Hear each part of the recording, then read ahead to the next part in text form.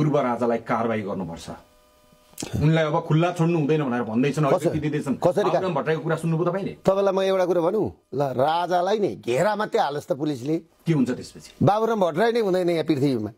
के कुरा गर्नुहुन्छ तपाईँ? कहाँ बसेर बोल्दैछ? के कुरा गर्नुहुन्छ? बाबुराम भट्टराई भनेको को? बाबुराम भट्टराई भनेको को? पूर्व प्रधानमन्त्री। के को पूर्व प्रधानमन्त्री? जनयुद्धको परिकल्पनाकार। जनयुद्ध त हामीले पनि लडेको थियो। बाबुराम होइन जनयुद्ध। बाबुराम भट्टराईलाई तपाईँले मान्छे भनेको? बाबुराम भट्टराईलाई तपाईँले मान्छे भनेको? मान्छे हो, विद्वान हो बाबुराम भट्टराई। विद्वान भनेको राम राम जेएनयूबाट पीएचडी गर्नु भएको। जेएनयूबाट गरेको कि बाबुराम भट्टराईलाई तपाईँले मान्छे भनेको? राम राम राम राम। मान्छेसम्म पनि गर्नुहुन्न है बाबुराम। मान्छे होइन, के को विद्वान हो? हेर्नुहोस् त, आज जनयुद्ध लडेर आएको त्यो पार्टी छोडेर कहाँ घर झर्दै झर्दै झर्दै कस्ता किथ्रा टिपे